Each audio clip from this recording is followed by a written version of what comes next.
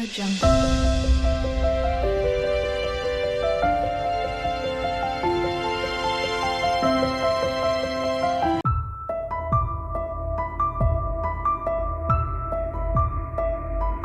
Hello everyone, আসসালামু আলাইকুম।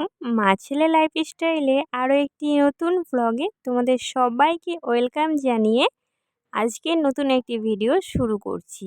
সবাই কেমন আছো? আশা করি সবাই ভালো আছো এবং সুস্থ আছো। আর আমরাও আল্লাহর অশেষ রহমতে আলহামদুলিল্লাহ ভালো আছি। সকালবেলা থেকে ব্লগটা শুরু করেছিলাম, এখানে বানাচ্ছি পায়েস। আসলে আজকে অনেক ধরনের আয়োজন রয়েছে খাবার দাবারের, তো কেন আয়োজন রয়েছে সেটাও বলে দিই। আমার একটা পিসির বিয়ে, মানে আমার দাদুর ভাইয়ের মেয়ের বিয়ে। ও আমার সমবয়সী, আমরা দুজনে ভালো বন্ধু ছিলাম। প্রত্যেক দিন ও আমার সঙ্গে দেখা করতে আসতো। যখন আমি ক্লাস 10-এ পড়তাম তখন কিন্তু ওর সঙ্গে বেশ ভালো বন্ধুত্ব ছিল। তারপর থেকে আস্তে আস্তে ও পড়াশোনা নিয়ে ব্যস্ত হয়ে যায়, আমিও হয়ে যাই। তবে সন্ধেবেলায় একটা রাস্তার ওপরে গিয়ে দুজন মিলে দাঁড়াতাম, আরও সবাই আসতো। বেশ গল্পগুজব হতো, মানে দুজনের সঙ্গে ভালো একটা সম্পর্ক ছিল। তো সেই পিসিটার আজকে হচ্ছে বিয়ে। হ্যাঁ, ও সম্পর্কে পিসি কিন্তু বয়সে আমার মতোই। তো ওকেই দেওয়া হবে থুবড়া। জানি না তোমরা এটাকে সবাই কি নামে চেনো। তো আমরা কিন্তু থুবড়াই বলি। মানে বিয়ের আগে ৬-৭ দিন আগে থেকে, মানে যারা খুব ঘনিষ্ঠ আত্মীয় তারা একে একে সবাই খাওয়ায়। তো আমরা যেমন ৫ টা ফ্যামিলি রয়েছি, মানে আমার দাদুরা ৪ ভাই আছে, তারপর আমরা আছি। তো সবাই মিলে কিন্তু ওকে খাওয়া-দাওয়া করাবো। তো আজকে আমরা করাবো। তো সকালবেলা থেকে শুরু করেছিলাম নাস্তাটা। আমার তো একাই করা সম্ভব নয়, তাই আমি হাতে হাতে একটু কাজগুলো গুছিয়ে দিচ্ছিলাম। তো আম্মা ওইদিকে বানাচ্ছিল লুচি, আর আমি এদিকে ছোলার ডাল বানাচ্ছিলাম। তো সেই রেসিপিটাও তোমাদের সঙ্গে শেয়ার করব। তো প্রথমে বসিয়েছিলাম পায়েস। এখানে ২ কিলো মতো দুধ নেওয়া হয়েছিল আর ২৫০ মতো চাল নেওয়া হয়েছিল। যেহেতু দুটো বাড়িতে আমাদেরকে থুবড়া দিতে হবে, মানে আমার দাদুর কাকাতো ভাইয়ের নাতনিরও বিয়ে। তো ওকেও থুবড়া দেওয়া হবে বলে একটু বেশি পরিমাণে পায়েস রান্না করা হচ্ছিল। তো ওখানে পায়েসটা আমি সেদ্ধ হতে বসিয়েছি। তো ওইদিকে হতে থাক, আর এদিকে চলো আমি ছোলার ডালটা একটু সেদ্ধ হতে বসিয়ে দিই। এখানে সকালে উঠেই আম্মা ডালটা ভিজিয়ে দিয়েছিল। মোটামুটি ধরো ১ ঘন্টা মতো ভেজানো হয়েছে। ভিজিয়ে রাখলে কি হয়, একটু প্রেসারে সেদ্ধটা কম করতে হয়। তো এখানে আমি দিয়ে দিলাম একটু লবণ, হলুদ আর পরিমাণ মতো জল দিয়ে আমি এখানে মোট ৪ টা সিটি দিয়ে নেব। অনেকদিন বিয়ে খাওয়া হয়নি। মানে পাড়ার বিয়ে তো খাচ্ছি, তবে নিজেদের মধ্যে বিয়ে কারোরই খাওয়া হচ্ছে না। তো এই শীতের সময় বিয়ে কিন্তু খেতে ভীষণ ভালো লাগে। আর আমার এই দানিশ পাপা এত বড় হয়ে গিয়েছে, ও বিয়ে খেতে ভীষণ ভালোবাসছে। মানে বিয়েবাড়ি দেখলেই ও ভীষণ আনন্দিত হয়ে যায় আর বলে, "মাম্মি, মাম্মি আমি বিয়েতে অনেক ডান্স করব।" ওইদিকে সেদ্ধ হতে দিয়েছি আর এক সাইডে পায়েসটা বারবার নাড়ছি আর অন্য কিছু কাজও করছি। মানে দুদিকেই সমান তালে কাজ চালিয়ে যাচ্ছি।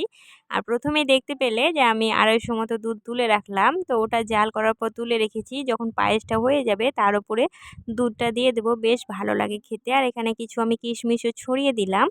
আর এই যে চপার বোর্ডটা দেখলে আর ছুরিটা, এটা কিন্তু আমি কিনেছি শুধুমাত্র তোমাদের মাঝে সুন্দর করে ভিডিও করব বলেই।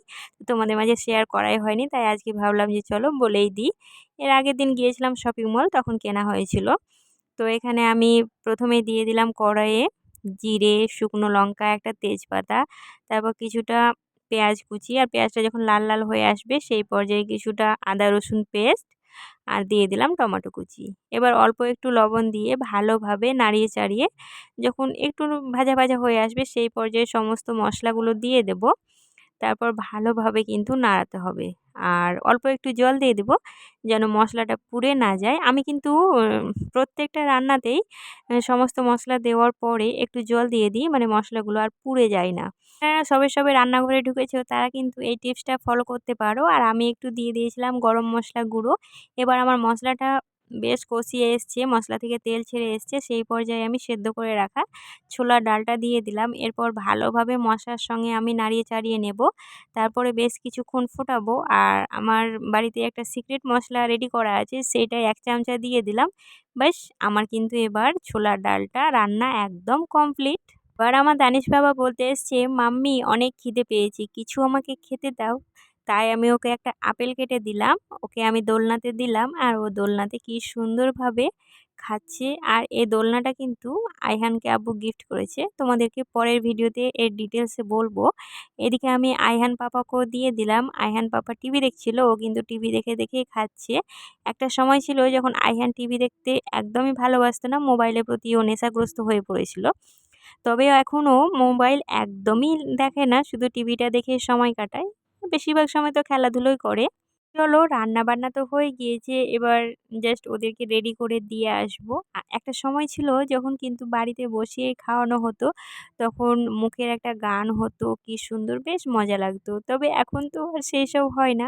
এখনকার জেনারেশন অনেক উন্নত হয়ে গিয়েছে, এখনকার সেগুলো করে না। তবে আমাদের সময় ভালো লাগতো যখন দিদির বিয়ে হয়েছিল, তখন কিন্তু দিদিকে সবাই বাড়িতে ডেকে খাওয়াতো, তারপর মুখের গান করতো, সবাই মিলে পরিবার একসঙ্গে থাকতো, বেশ ভালো লাগতো। তবে এখনকার বিয়ে-শাদিতে আর সেরকম হয় না। আগেকার সময় কি হতো যে হলুদ মাখা শাড়িটা দিত, সেই হলুদ মাখা শাড়িটা পরে এই খাবারগুলো খেত, বেশ ভালো লাগতো।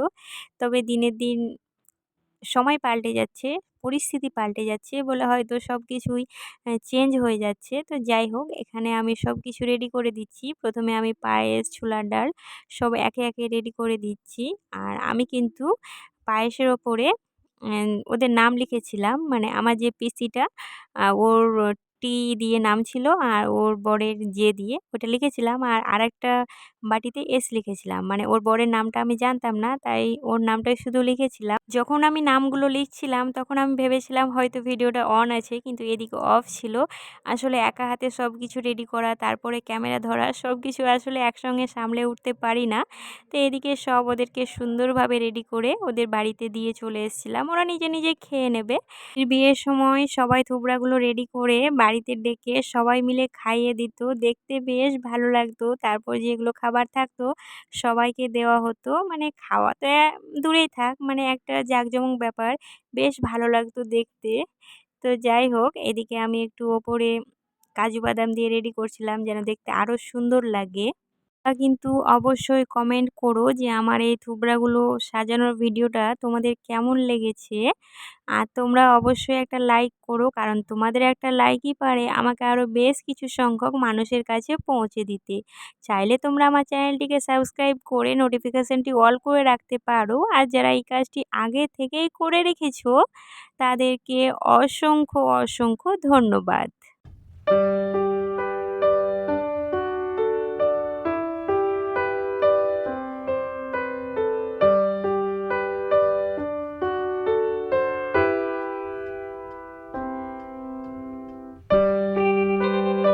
দুপুরবেলাতে তো আম্মা সব রান্নাবান্না করে নিয়েছে। জাস্ট আমি এদিকে সবজি ডালটা বানাবো। তো সেই ডালটা বানানোর জন্য এখানে আমি কিছু সবজি কেটে নিয়েছি। কিছু গাজর, তারপর ফুলকপি, টমেটো আর কাঁচা লঙ্কা। যেগুলো আমার হাতের কাছে ছিল সেগুলো দিয়েই ডালটা বানাবো। মানে হঠাৎ করে প্ল্যান হয়েছে। প্রথমে প্ল্যান ছিল না যে এই ডালটা বানাবো। এই ডালটা কিন্তু শুধু আলু ভাজার সঙ্গে খেতে ভীষণ ভালো লাগে। আর শীতের সময় এই সবজি ডাল যদি কেউ একবারও না খেয়ে থাকো অবশ্যই খেও। মানে না খেলে তোমরা অনেক মিস করবে অনেক ভালো জিনিসটা। বেশ ভালো লাগে আমাকে শীতের সময় খেতে। আর শীতের সময়ে শাকসবজি তো বিভিন্ন ধরনের পাওয়া যায়, যেটা আর বলে বোঝানো যাবে না। তো যাই হোক, তোমাদের হাতের কাছে যদি মটরশুঁটি থাকে বা শিম, মানে যে কোনো ধরনের সবজি দিয়ে এটা তোমরা বানাতে পারো। তো আমার কাছে যা ছিল তাই দিয়ে আমি এখানে বানাচ্ছিলাম। আমি কিন্তু কাঁচা লঙ্কাগুলোকেও একটু ভেজে রেখেছিলাম। সবজি ডালটা বানাবো আমি মুগের ডাল দিয়ে, তাই মুগের ডালটাকে আমি একটু তেল দিয়ে ভালোভাবে ভেজে নিয়েছিলাম। তারপরে ৩টা সিটি দিয়ে নিয়েছি প্রেসার কুকারে। দেখতেই পাচ্ছ ডালটা কত সুন্দরভাবে সেদ্ধ হয়ে গিয়েছে। এরপর ভেজে রাখা সবজিগুলো ওই ডালে অ্যাড করে দিতে হবে। তারপরে আবার একটা সিটি দিয়ে নিতে হবে যেন সবজিগুলো বেশ সুন্দরভাবে সেদ্ধ হয়ে যায়। এটা কিন্তু মুগের ডাল দিয়ে খেতে বেশি ভালো লাগে। চাইলে তোমরা মসুর ডাল দিয়েও করতে পারো। হাতের কাছে যখন মুগের ডাল থাকে না, আমি মসুর ডাল দিয়েও বানাই, বেশ খেতে ভালো লাগে।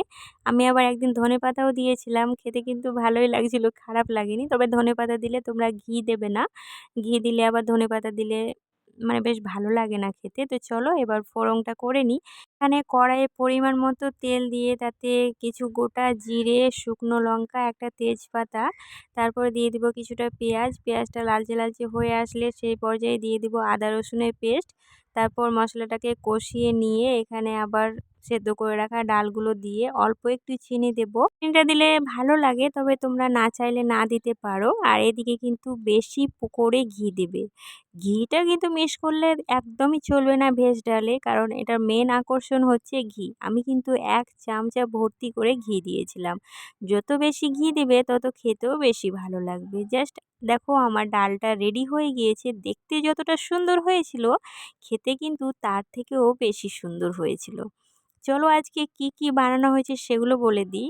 বানানো হয়েছিল কষা কষা করে চিকেন, আলু ভাজা, বেগুন ভাজা আর ভেজ ডাল। তো এবার ওদের জন্য সব খাবারগুলো আমি একে একে প্লেটে রেডি করে নেব। আর আমি এখানে একটা ডিম পোচও দিয়েছিলাম।